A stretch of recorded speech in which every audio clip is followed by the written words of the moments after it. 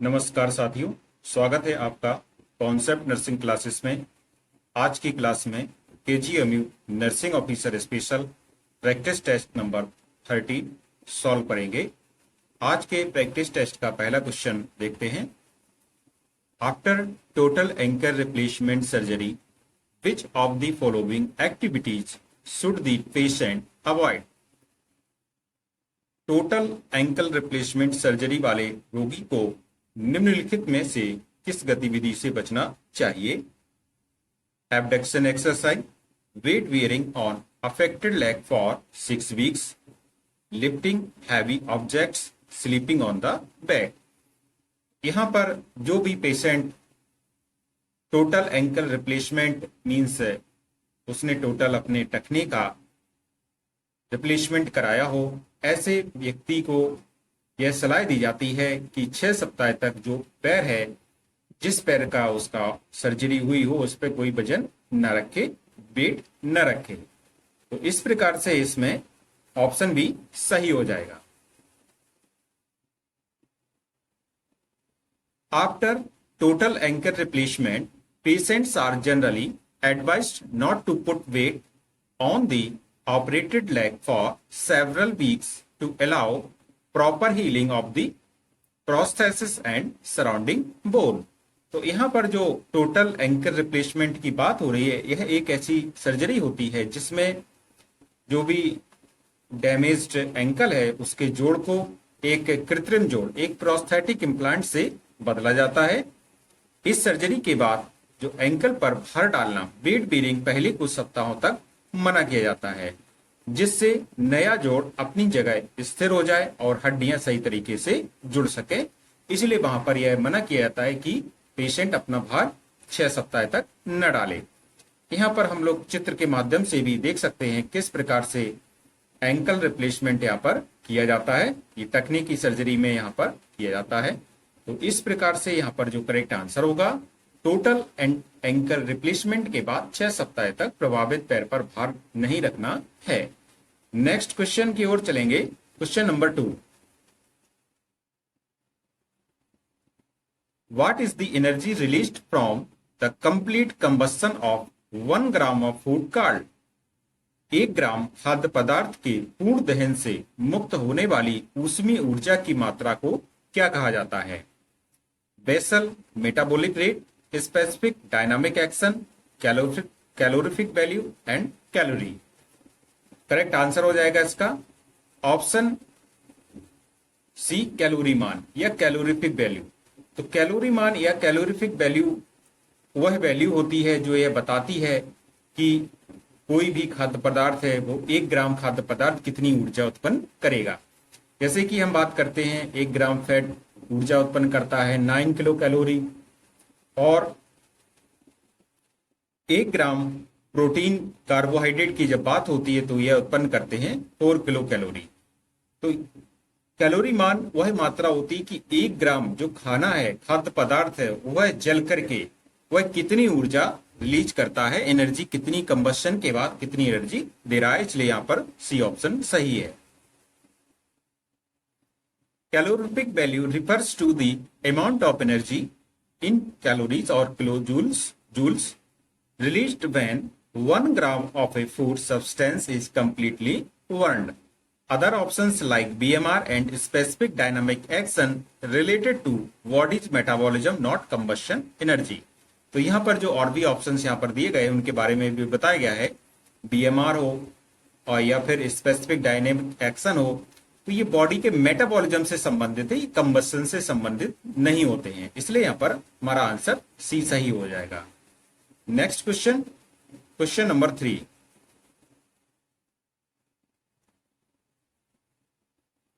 The study of cells obtained by fine needle aspiration from superficial और deep seated lesions for diagnostic purpose is known as. तो किसी भी जो सतह है जिसमें कि डिसऑर्डर है, उससे या किसी भी निदान के लिए क्या करते हैं कि फाइन नीडल के द्वारा, एस्पिरेशन के द्वारा उस कोशिकाओं का अध्ययन किया जाता है, कोशिकाओं को बाहर निकाल करके उनकी स्टडी की जाती है। तो इसको क्या कहते हैं? Molecular pathology, cytopathology, medical genetics and haematology. यहां पर जैसे आप समझते हैं कि साइटोपैथोलॉजी, यहीं पर यही ऑप्शन सही है, क्योंकि साइटो का अर्थ ही होता है कोशिकाओं का अध्ययन। तो साइटोलॉजी मीन्स होता है स्टडी ऑफ सेल्स। अब कुछ बातें जैसे कि आप लोग कभी जाएं तो एक जांच होती है FNAC, जब इस टाइप की कोई जांच हो फाइन नीडल के द्वारा, तो इसका जो फुल फॉर्म होता है पहले यही समझते हैं, फाइन नीडल एस्पिरेशन साइटोलॉजी। एक फाइन नीडल के द्वारा जो टिश्यू है जहां पर संभावना है कि यहाँ पर कैंसर हो सकता है, तो नीडल के द्वारा यहाँ पर उसका लिया जाता है सैंपल और इसको स्लाइड पर स्प्रेड कर दिया जाता है, फिर देखा जाता है कि क्या प्रॉब्लम है। तो यह जो विज्ञान होता है, यह जो साइंस होती है जिसमें इसका स्टडी करते हैं इस प्रकार से चीजों का और पता लगाते हैं कि किस प्रकार की इसमें विकृति हो सकती है सैंपल में, तो ये साइटोपैथोलॉजी के अंतर्गत आता है, इसलिए यहाँ पर बी ऑप्शन सही हो जाएगा। FNAC fine needle aspiration cytology इसका एक उदाहरण है, जहां एक फाइन नीडल की सहायता से कोई भी ट्यूमर हो या गांठ वाली जगह हो उससे कोशिकाएं निकाली जाती हैं और माइक्रोस्कोप से उनका परीक्षण किया जाता है। तो इस प्रकार से यहाँ पर सही आंसर हो जाएगा cytopathology.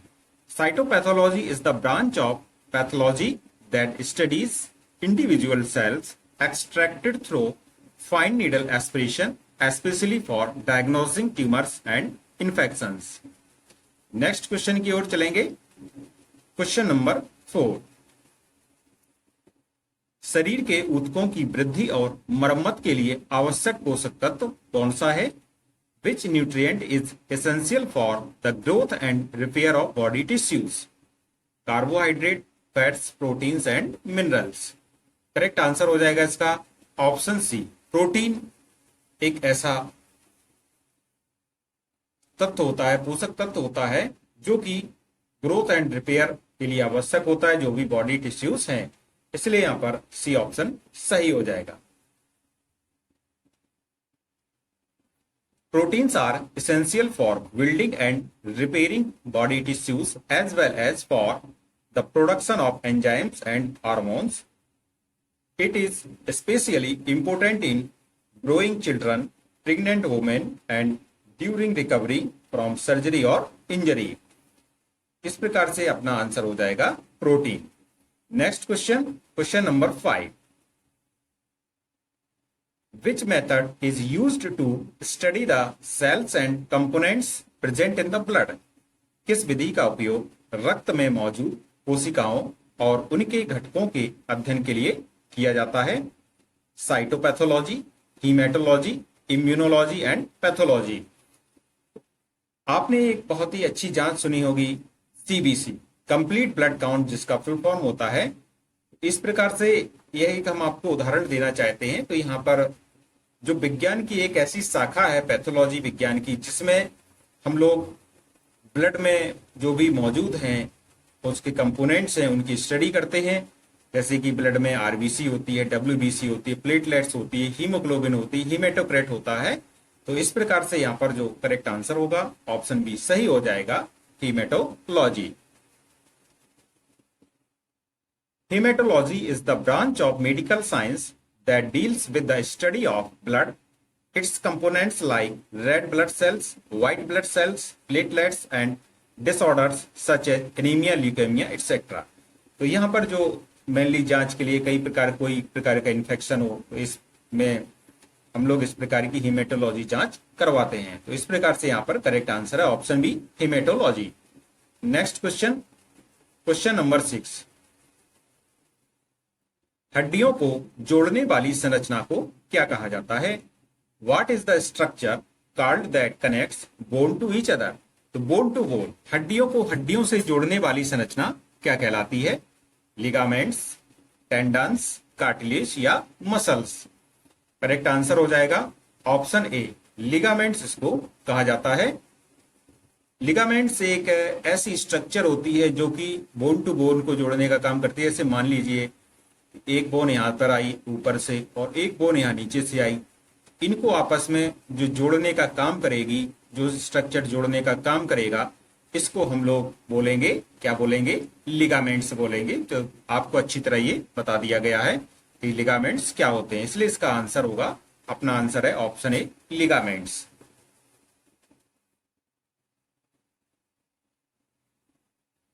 Ligaments are strong fibrous tissues that connect one bone to another, helping to stabilize joints and prevent excessive movement. Next question.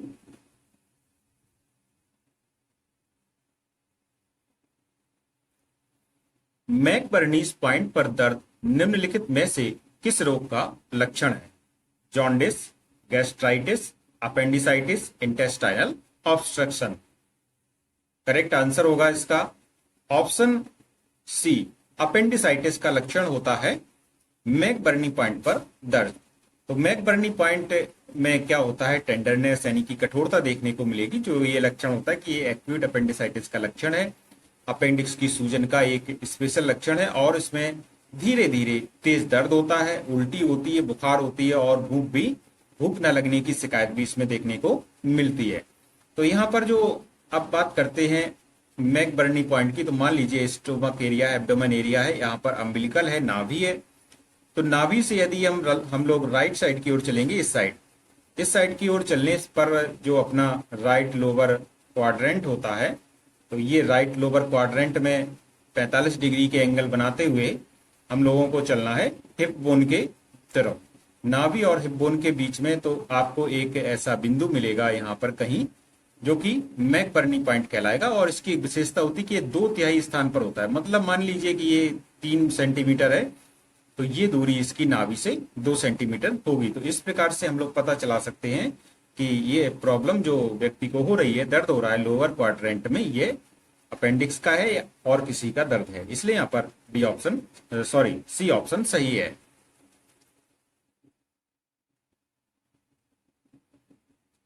McBurney point शरीर के दाहिने निचले हिस्से राइट लोअर क्वाड्रेंट में स्थित होता है, जो नाभि और हिप बोन के बीच में एक बिंदु होता है।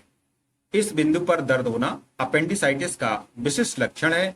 यह दर्द धीरे धीरे तेज होता है और आमतौर पर उल्टी, बुखार, भूख न लगना इसके साथ हो सकता है।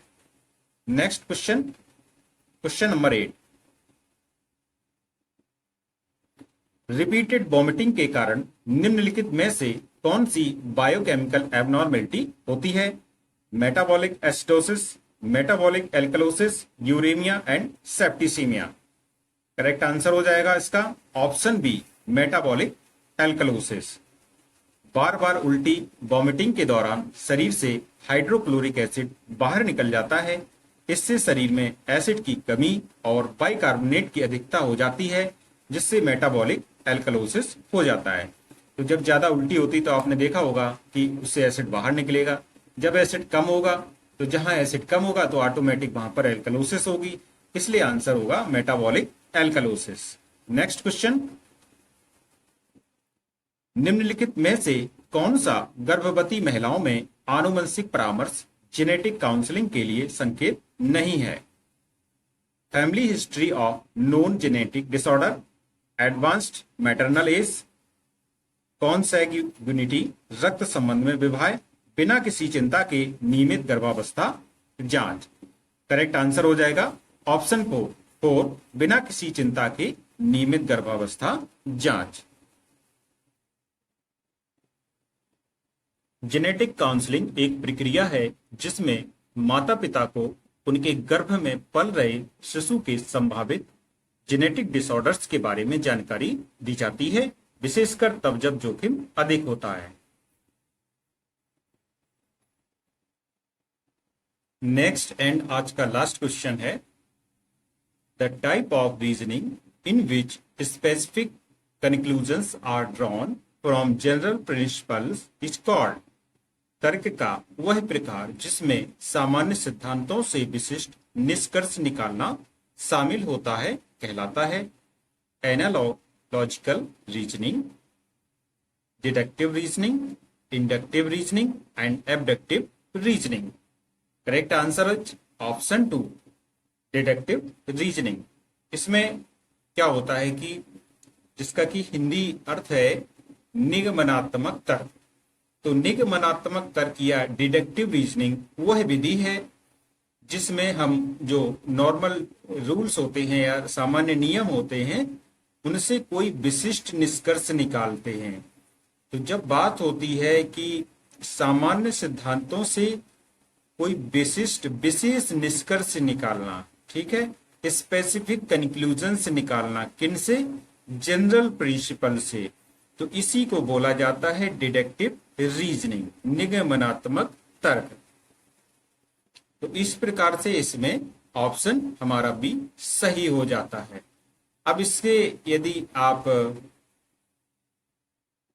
देखें तो और भी जो ऑप्शंस यहाँ पर दिए गए हैं, जैसे एनालॉजिकल रीजनिंग है, इंडक्टिव रीजनिंग है, एब्डक्टिव रीजनिंग है, इनसे क्या होता है कि विशेष स्पेसिफिक कंक्लूजन्स तो निकलते हैं लेकिन वो जनरल प्रिंसिपल यानी कि सामान्य सिद्धांतों से नहीं निकलते हैं। इसीलिए यहाँ पर हमारा ऑप्शन बी बिल्कुल सही होगा, डिडक्टिव या निगमनात्मक तर्क।